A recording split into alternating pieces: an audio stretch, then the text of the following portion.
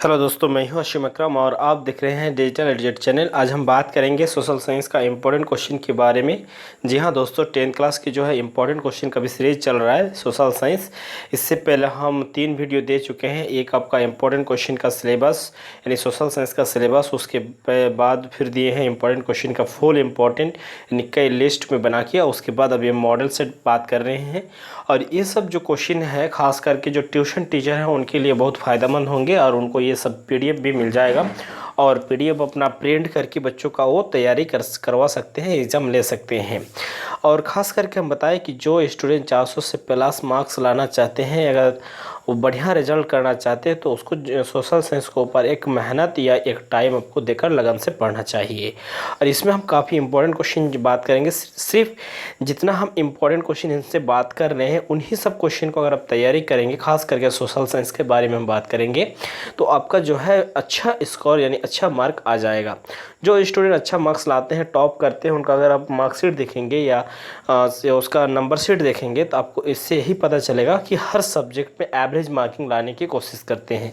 सभी सब्जेक्ट में अगर मान के चलिए 80 कुछ समथिंग इधर उधर 80 करके अगर आ जाए तो आपका 400 ईजीली आ जाएगा। तो उस चीज़ को देखते हुए आपको सोशल साइंस को आपको मेहनत से पढ़ना पड़ेगा। तो जो हम इम्पोर्टेंट क्वेश्चन इस वीडियो में बात कर रहे हैं, इन सबको आप बारीकी से तैयार कर लीजिए।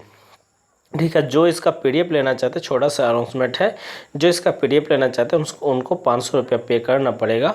तो आप जाकर मेरे वीडियो को डिस्क्रिप्शन में जाइए और वहां जाने के बाद हमसे मिलिए। और सिर्फ यही चीज़ आपको 500 में मिलेगा ऐसा नहीं है, हर सब्जेक्ट का 5 कम से कम मॉडल सेट आपको मिलेगा।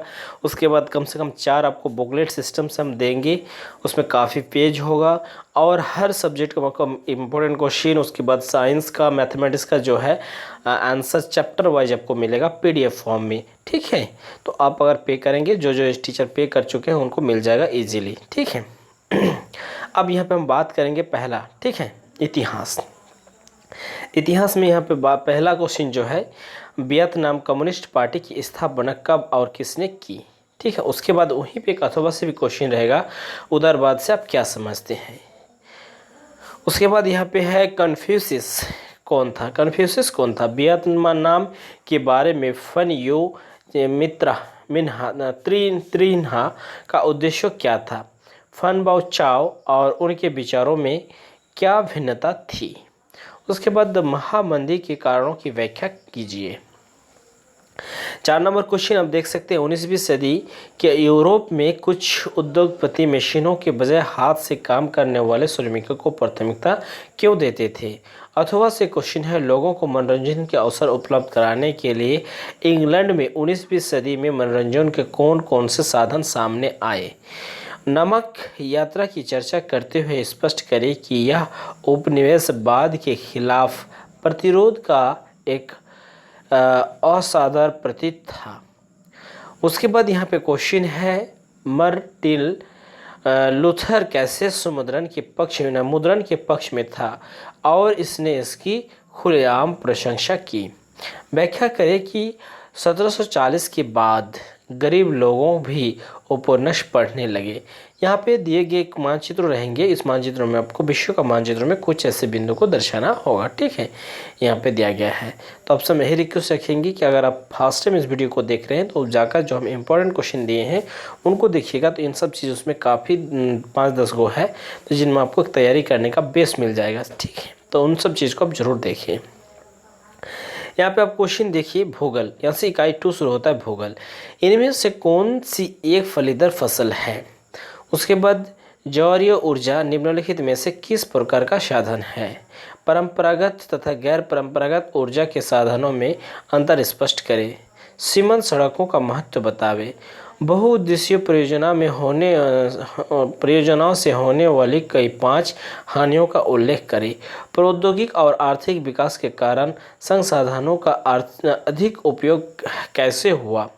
राजस्थान के अर्धशुष्क क्षेत्रों में वर्षा जल संग्रह किस प्रकार किया जाता है, व्याख्या कीजिए। परिवहन तथा संचरण के साधन किसी देश की जीवन रेखा तथा अर्थव्यवस्था क्यों कहे जाते हैं। यहाँ पे भारत का मानचित्र होगा। यहाँ पे 2 क्वेश्चन होगा, क और ख। तो पहला मानचित्र में आपको ये सब चीज़ दर्शाना होगा। दूसरा मानचित्र कुछ चीज़ दर्शाया गया है, उनको आपको रेखांकित किया गया है, उनको आपको लिखना है। तब उसको देख लेंगे, वीडियो को प्ले पॉज करके आराम से देख पाइएगा। अभी हम शुरू करेंगे यहाँ पे नागरिक शास्त्र। ठीक है, नागरिक शास्त्रों में कुछ ऐसे क्वेश्चन होंगे जिनका रिक्त स्थान रहेगा और उनके कोष्टक में जो है उसका आंसर रहेगा और उन दोनों आंसर में आपको चुनकर लिखना होगा। भारत का संविधान किसी ... को विशेष दर्जा नहीं देता है, व्यक्ति को या धर्म को, कोई एक यहाँ पे होगा। उसके बाद 15 नंबर क्वेश्चन देखिए, सांप्रदायिकता हमारे देश के ... के लिए बहुत बड़ी चुनौती थी और अभी भी रही है। ठीक है, हर सामाजिक विभिन्नताएं सामाजिक विभाजन का रूप नहीं लेती है। एक उदाहरण दीजिए। श्रृंखला में सत्य की साझेदारी की व्याख्या करें, व्यवस्था के बारे में चर्चा करें। भारत की संघीय शासन व्यवस्था की विशेषताओं की चर्चा कीजिए। देखिए हम यहाँ पे 16 नंबर का ना 17 नंबर का क्वेश्चन का थोड़ा सा हम बता दें। सत्य की साझेदारी का अर्थ क्या होता है, इस चीज़ को हम सिर्फ यहाँ पे थोड़ा सा डील करेंगे। सत्य की साझेदारी का अर्थ होता है कि कोई भी पार्टी जब गवर्नमेंट चलाते हैं यानी सरकार में आते हैं तो उनमें जो उनको बहुमत पेश करने वाले आंकड़े होते हैं वो अगर उसका इकट्ठा नहीं होता है तो उनकी कई पार्टी मिलकर वो मतलब उतना करते हैं। जैसे आपको हम उदाहरण के स्वरूप हम आपको बताएंगे कि हमारे झारखंड में विधानसभा का सीट जो है 81 है। ठीक है, तो इनमें हमको 41 सीट लाना है कोई पार्टी को, या जो भी इसमें 41 गो सीट लाएगा यानी 41 MLA उसके पक्ष में होंगे तो वही आदमी क्या होगा, मुख्यमंत्री होगा, यानी उसी का सत्ता चलेगा। अब मान लीजिए बीजेपी पार्टी यहाँ पे है, बीजेपी लगभग हम इसी साल का बारे में बात करेंगे 25 सीट था, और यहाँ पे कांग्रेस यानी इंडिया नेशनल जो कांग्रेस है उनका था लगभग अब मान सकते हैं 15-16। ठीक है, और यहाँ पे जो है JMM झारखंड विकास मोर्चा यानी झारखंड विकास मोर्चा इसका लगभग 30। ठीक है, तो आपका 45 इसका हो जा रहा है।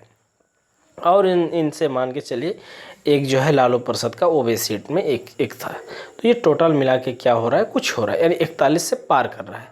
तो इनका जो JMM जो भी है यानी मुख्यमंत्री हमारे झारखंड का जो मुख्यमंत्री है हेमंत सोरेन, तो ये अभी जो है सत्य के साझेदारी में या अपना सत्ता व्यवस्था किए हैं। तो इसी चीज़ को यहाँ पे बताया जा रहा है कि सत्य के साझेदारी के बारे में चर्चा करें, और हमारे इंडिया के बारे में ये नहीं बोल रहा कि श्रीलंका में जो है सत्य के साझेदारी के बारे में चर्चा करें, तो सेम बात हो जाएगा वहीं पे। ठीक है, भारत की संघीय शासन व्यवस्था की विशेषता की चर्चा करें। जब इन सब का आंसर हम बताएंगे तो आप लोग ज़रूर कमेंट कीजिए, अगर आंसर की ज़रूरत है तो फिर जिस तरह कमेंट होगा, जिस तरह रिक्वायरमेंट होगा उसी के आधार पर हम वीडियो फिर आगे बढ़ते हैं। तो जिस तरह इसमें कमेंट आएंगे फिर उस तरह हम इसको एक्ट करेंगे। ठीक है, 18 नंबर क्वेश्चन आप देख सकते हैं, दबाव समूह और आंदोलन राजनीति को किस तरह प्रभावित करते हैं। दबाव समूह जो होते हैं एक कोई भी चीज़ को मतलब ये करने के लिए डिमांड रखते हैं सरकार के पास और उसी को लेकर वो सरकार के ऊपर दबाव देते हैं, उन्हीं को बोला जाता है दबाव समूह। और उसी को लेकर एक आंदोलन उठता है और आंदोलन के कारण ही कोई एक राजनीतिक पार्टी को वहाँ पे प्रभावित करता है। मान के चलिए अभी हमारे झारखंड में JMM की सत्ता है। ठीक है, JMM पार्टी भी गवर्नमेंट में है, और मान के चलिए कि हमारे झारखंड में जो शिक्षित लड़का है, जो भी लड़का BEd या DLEd या कुछ भी ऐसे डिप्लोमा करके बैठे हुए हैं उनको नौकरी नहीं मिल रहा है और ये बहाली भी नहीं दे रहे, तो इनमें शिक्षित आदमी सब इकट्ठा होकर, शिक्षित लड़का इकट्ठा होकर एक आंदोलन करेगा सरकार के ऊपर, गवर्नमेंट के ऊपर कि जो रिक्त स्थान है उसको पूरा किया जाए या हम लोग को नौकरी दिया जाए। अब जब ये दबाव पूरी तरीक़ा से बढ़ाएंगे तो वो जो दल बनेगा उस दल को हम बोलेंगे दबाव समूह, और वही लोग एक आंदोलन करेगा। आंदोलन करने के बावजूद अगर गवर्नमेंट वहाँ पे उस चीज़ को मानती है तो उसका गवर्नमेंट टिकेगा, और उसमें जो पार्टी फिर इन्वॉल्व करके इस दबाव समूह में थोड़ा सा साथ देगा या वो पार्टी बार कुछ बोलते जाएगा, फिर अगले इलेक्शन में उनको सब कोई वोट डालना स्टार्ट कर देगा। तो यही होता है कि दबाव समूह क्या करते हैं, अपनी बात को मनाने के लिए सरकार के ऊपर दबाव ये करते हैं, उसी से एक आंदोलन खड़ा होता है जो राजनीतिक पार्टी को प्रभावित करता है। दोनों प्रकार के यहाँ पे प्रभावित कर सकता है, धनात्मक भी बोल सकते हैं यानी सकारात्मक और नकारात्मक दोनों। राजनीतिक दल क्या है का अर्थ क्या है, ठीक है, क्या अर्थ है, राजनीतिक दलों को कैसे सुधारा जा सकता है, इसके कोई 2 तरीका बतावे। लोकतंत्र किस तरह उत्तरदायी, जिम्मेदार और वैध सरकार का गठन करते हैं। लोकतंत्र को मजबूत बनाने में एक आदमी किस प्रकार महत्वपूर्ण भूमिका निभा सकता है। अब इसके बाद हम यहाँ पे बात करेंगे आपका अर्थशास्त्र, जिसको हम बोलते हैं इकोनॉमिक्स। राष्ट्रीय आय की परिभाषा लिखिए। उपभोग क्या अर्थ है, का क्या अर्थ है, साख क्या है, क्रेडिट जिसको हम कहते हैं, मुद्रा को विनिमय का माध्यम क्यों कहा जाता है। मुद्रा तो विनिमय का ही माध्यम है। जैसे हम भाषा बोलते हैं तो भाषा के माध्यम में हम कोई भी चीज़ को विनिमय करते हैं, अपने अंदर जो चीज़ बन रहा है यानी जो हमारे अंदर अनुभूति बन रहा है उसी को हम विनिमय करते हैं भाषा के माध्यम से। उसी तरह कोई भी चीज़ को हम जब विनिमय करते हैं तो उनके लिए हम मुद्रा का इस्तेमाल करते हैं। खुली बेरोजगारी और परिच्छिन्न बेरोजगारी के बीच विभेद ज्ञात कीजिए। कुछ ऐसे कारकों की चर्चा करें जिसमें उपभोक्ता का शोषण होता है। मुद्रा आवश्यकताओं को दोहरे संयोग की समस्या को किस तरह सुलझाती है, अपनी और उदाहरण देकर इस समझावे। भारत सरकार द्वारा विदेशी व्यापार एवं विदेशी निवेश पर अवरोक लगाने के क्या कारण थे, इन अवरोक को सरकार क्यों हटाना चाहती थी। बहुराष्ट्रीय कंपनी तथा अन्य कंपनियों से किस प्रकार अलग है। तो इसी तरह करके हम हर क्वेश्चन को अगर डील करने का अगर होगा तो हम डील करके देंगे, तो जिनसे क्या होगा कि आप बहुत सारे क्वेश्चन को आराम से लिख पाएंगे। तो इसी वीडियो में ही तक, फिर हम मिलते हैं नेक्स्ट वीडियो में। लेकिन आप लोग ज़रूर कमेंट करके बताइए कि इनका आंसर चाहिए कि नहीं। और छोटा सा आप लोग से रिक्वेस्ट, इस वीडियो को थोड़ा सा लाइक कर दीजिए और इस वीडियो को अपने मित्रों को, दोस्तों को शेयर करिए। Thank you very much.